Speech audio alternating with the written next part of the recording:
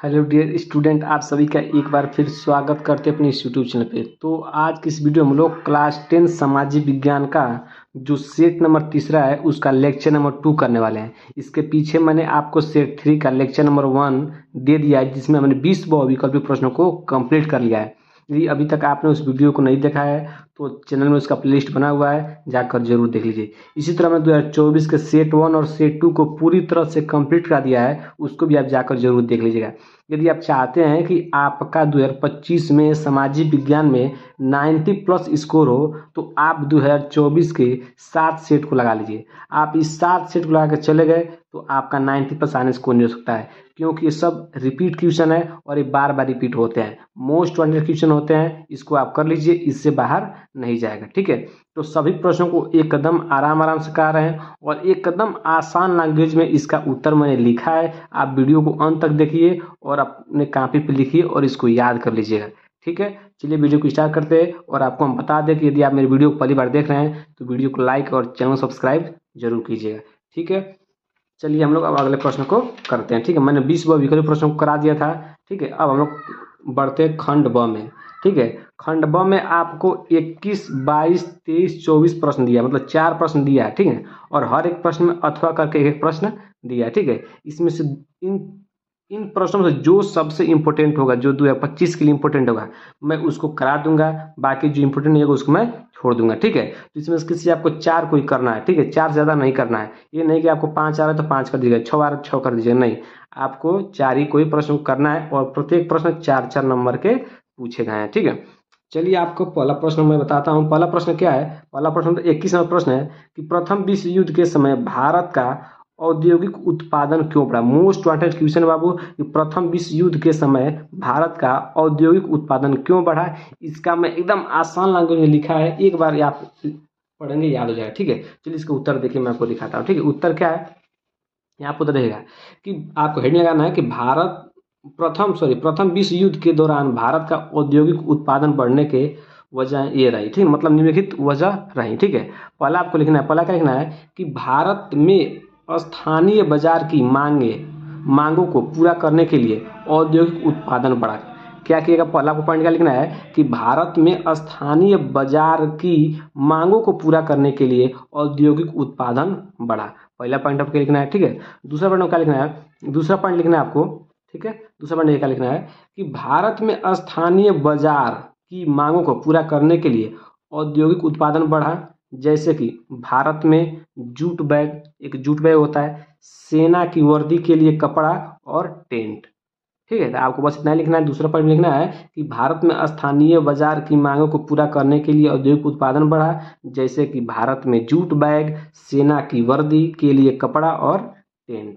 ठीक, तो आशा करते हैं कि आपको 2 पॉइंट समझ में आ गया। चलिए हम तीसरा पॉइंट देखते हैं। ठीक है, आपको 4 नंबर का प्रश्न है तो 4 पॉइंट लिख दीजिए, पूरा फुल नंबर मिल जाएगा। ठीक है, अब तीसरा पॉइंट लिखना है कि नए कारखाने लगाए गए। क्या किए गए? नए कारखाने लगाए गए। ठीक, और पुराने कारखानों कई पारियों में चले गए। ठीक ना, कई पारियों का चले गए। जो पुराने कारखाने थे एक कई पारियों में चले गए। ठीक, तीसरा पॉइंट हो गया। अब चौथा पॉइंट देखिए, सॉरी बस आपको 3 पॉइंट इसमें लिख देना है, पूरा नंबर मिल जाएगा। ठीक है, एकदम आसान लैंग्वेज में लिखा है, कोई भी दिक्कत आपको नहीं हुआ होगा। ठीक है, तो आप इसका स्क्रीनशॉट ले लीजिए और इसको लिख कर याद कर लीजिएगा।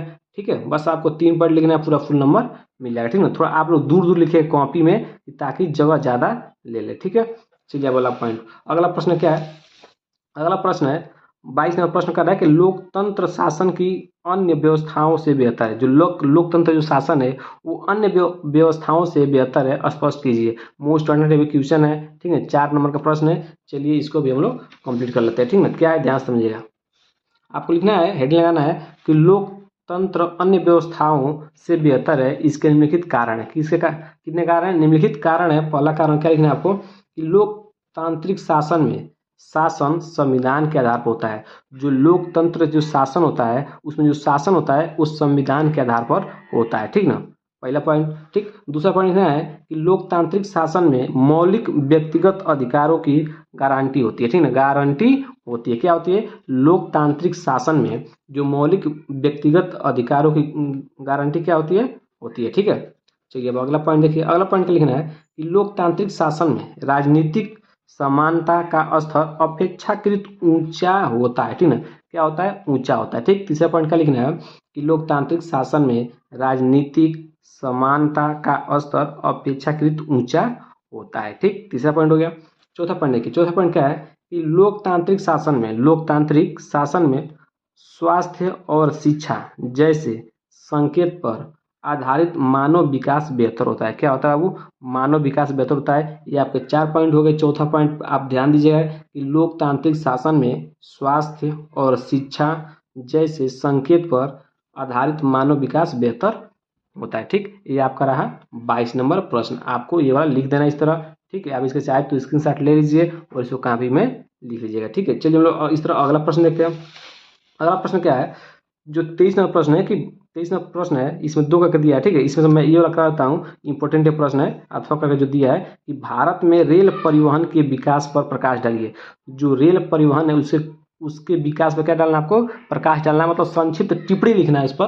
कहने की बात ये रहा। ठीक ना, तो चलिए मैं आपको बता देता हूँ। ठीक, कैसे लिखना है। ठीक, देखिए यहाँ पर आपको हेडिंग लगाना है, क्या लगाना है, भारत की रेल परिवहन। आपको हेडिंग लगाना है भारत की रेल परिवहन, और आपको लिखना है कि भारत में रेल परिवहन देश के आंतरिक परिवहन का प्रमुख साधन है। क्या बाबू, प्रमुख साधन है। जो भारत के रेल परिवहन है वो देश के आंतरिक परिवहन का प्रमुख साधन है।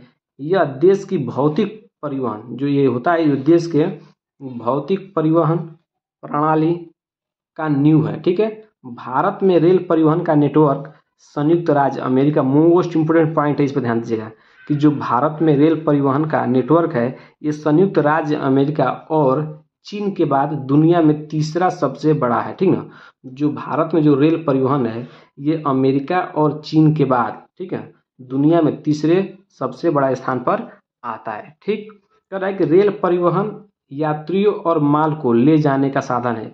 जो रेल परिवहन है वो यात्रियों को और माल को ले जाने का साधन है। ठीक है, अब आपको आगे क्या लिखना है, बस आपको इतना ही लिखना है। ठीक है, कि रेल परिवहन देश की एकता और अखंडता को मजबूत करने में मदद करता है। ठीक, तो ये रहा आपका क्या, भारत की रेल परिवहन। ठीक है, तो आपको बस इतना ही लिखना है, और जब आप लिखेगा तो थोड़ा दूर दूर पे लिखेगा। ठीक है, ताकि जगह ज़्यादा हो जाए, जगह ज़्यादा घेर ले, ताकि आपको पूरा फुल नंबर मिल जाए। ठीक है, आपको इतना पास पास नहीं लिखना है। ठीक, तो ये रहा आपका रेल परिवहन के बारे में। ठीक है, अब चलिए हम लोग इस तरह अगला प्रश्न को कवर कर लेते हैं। ठीक है, अगला प्रश्न क्या है, अगला प्रश्न कह रहा है 24वां प्रश्न है कि मृदा अपरदन को रोकने के कोई 2 उपाय सब समझाइए।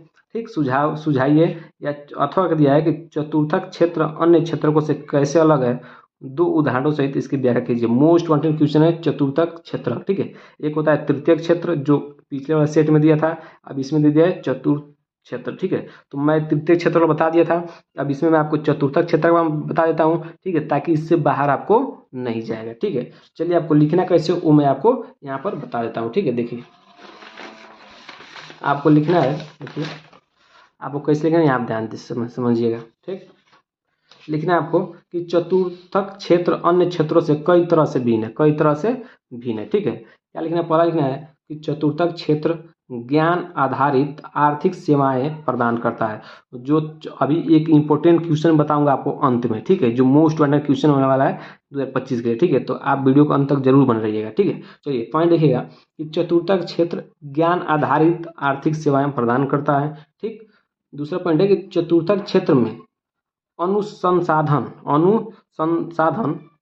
ठीक के लिए उच्च कौशल और विशेषज्ञता की जरूरत होती है। क्या होती है, चतुर्थक क्षेत्र में अनुसंधान ठीक है, अनुसंधान के लिए उच्च कौशल और विशेषज्ञता की जरूरत होती है। किसके लिए, चतुर्थक क्षेत्र के लिए। ठीक है, अगला पॉइंट क्या है कि चतुर्थक क्षेत्र में सूचना का उत्पादन, विश्लेषण और प्रसार होता है। जो चतुर्थक क्षेत्र है उसमें सूचना का उत्पादन, विश्लेषण और प्रसार होता है। ठीक है, और प्रसार होता है, अधिक से अधिक प्रसार होता है। ठीक है, अगला लास्ट पॉइंट आपको लिखना है, 4 पॉइंट ही लिखना है, 4 नंबर का है। ठीक है, लिखना है कि चतुर्थक क्षेत्र अर्थव्यवस्था के अन्य क्षेत्रों के साथ मिलकर काम करता है। अर्थव्यवस्था के, देखिएगा जो चतुर्थक क्षेत्र होता है वो अर्थव्यवस्था के अन्य क्षेत्रों के साथ मिलकर काम करता है। ठीक, तो इस तरह आपके रह गए चतुर्थक क्षेत्र के बारे में कि यह किस तरह अन्य क्षेत्रों से भिन्न है। ठीक है, ठीक, तो ये आपके 4 पॉइंट आपको लिख देना है। बाकी आपको इससे ज़्यादा नहीं लिखना है, पूरा फुल नंबर इतना ही में मिल जाएगा। ठीक है, तो इसी तरह आपके जो भी खंड ब रहा उसको हमने पूरी तरह से कंप्लीट कर लिया है। ठीक है, आपको मैंने जो प्रश्न बताया है आपको वही तैयार करना है, इससे बाहर 2025 में जाने वाला नहीं है। ठीक है, बाकी हम लोग अगले वीडियो में वर्णनात्मक सेकंड जो है इसको हम लोग कवर कर लेंगे, जो कि 6 नंबर के प्रश्न सभी हैं। ठीक है, तो वीडियो अच्छा लगा होगा, यदि आपको वाकई लग रहा है कि नहीं उत्तर अच्छा है, आसान है, तो आप वीडियो को लाइक कीजिएगा, चैनल को सब्सक्राइब जरूर कीजिएगा, ताकि आपको 2025 में किसी भी साइड में कोई भी तकलीफ ना हो। ठीक है, चलिए मिलते हैं अगले वीडियो में।